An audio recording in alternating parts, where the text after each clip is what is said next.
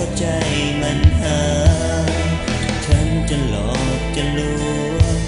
ให้เจ็บให้สักเท่าใดจะบ่ทำให้ลำบากใจเพื่อเจ้ายอมได้เสมออยากมีคนใดสุขใจก็เอาขอเพียงเขาหักเจ้าด้วยใจหักจริง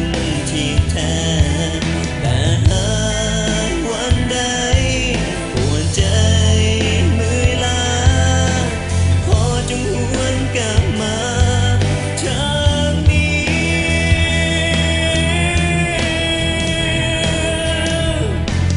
จะดูแลรักษาบาดแผลหัวใจเจ้านานอย่าได้คิดมาเกรงใจกัน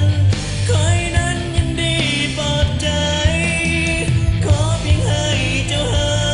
ยความเจ็บซ้ำใจที่มีทั้งวันใน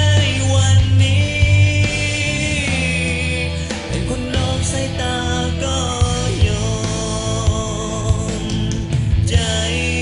คนเฮาเมื่อหักแล้วเรื่องใดก็ยอมทั้งแลกด้วยชีวิตยินดีบ่มีเงื่อนไขทั้งว่าสิ่งตอบแทนได้มาเพียงความผิดหวังให้เขา